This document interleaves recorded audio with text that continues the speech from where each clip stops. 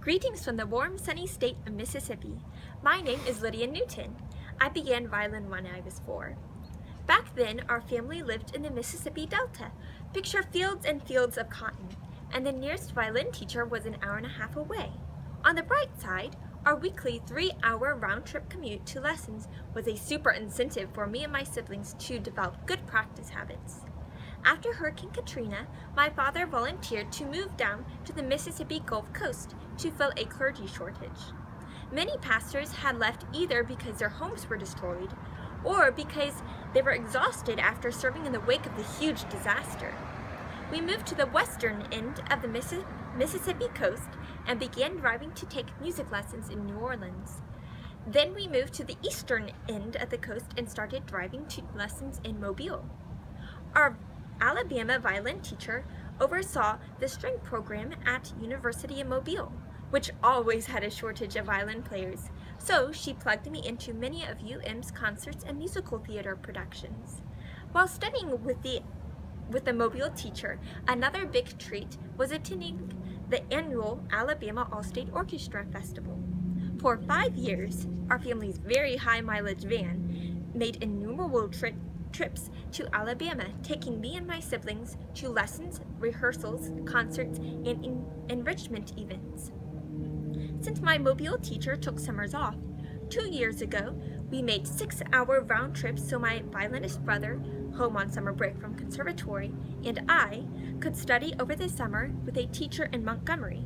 And last summer, we trekked 10-hour round trips for marathon masterclass sessions with a teacher in Birmingham. Late this summer, I switched from the Mobile teacher to an Atlanta instructor who is a Curtis and Juilliard graduate and accustomed to working with students who, like me, love to practice many hours a day. Skyping has saved our family a lot of driving, though we'll still be making an occasional trip to Georgia for a live lesson. I'm absolutely thrilled about the wonderful help I am now getting in the vein of solo performance. However, now that I lack Alabama ties, I've been wondering where to find opportunities to see other young musicians, learn orchestra repertoire, and develop skills unique to playing in a large ensemble. Playing music collaboratively is especially near and dear to my heart.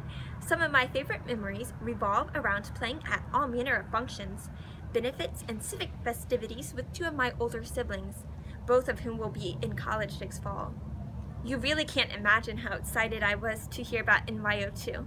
What a marvelous privilege it would be to spend 2 whole weeks with other musically serious youth being instructed, coached, and mentored by the best professional musicians, members of the Philadelphia Orchestra, and other top orchestras. What would I bring to next summer's event? First, I delight in racial and ethnic diversity and harmony. I have 2 birth siblings who are Caucasian and 2 adoptive siblings who are African American.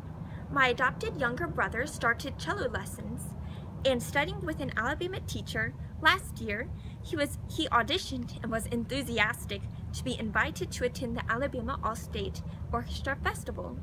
Although demographically, Alabama is nearly 30% African American, my brother wondered why he was only one of a handful of minority students among the nearly 250 student participants.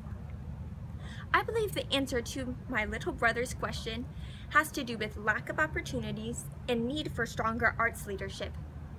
In my own state, Mississippi, poorest in our nation, budget constraints long ago led to pruning of the arts from public education.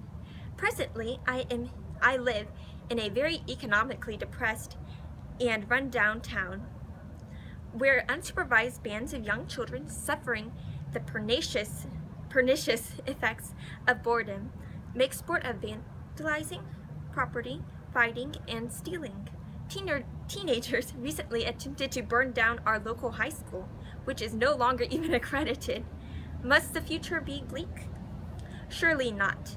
I'm inspired by YouTube videos about El Sistema, a music movement that trains 500,000 young youth in Venezuela and is being copied in several cities in this country. Interestingly, Venezuela includes the orchestra training of its youth not under its Ministry of Culture, but under the nation's Ministry of Social Services. In the words of Jose Antonio Abreu, founder of El Sistema, music has to be recognized as an agent of social development in the highest sense because it transmits the highest values: solidarity, harmony, mutual compassion.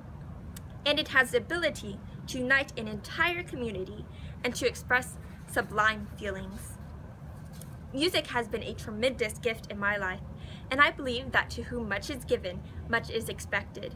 In other words, the second thing I would bring to NYO2 is my very passionate eagerness to receive the arts leadership training component of next summer's event. Thank you very much.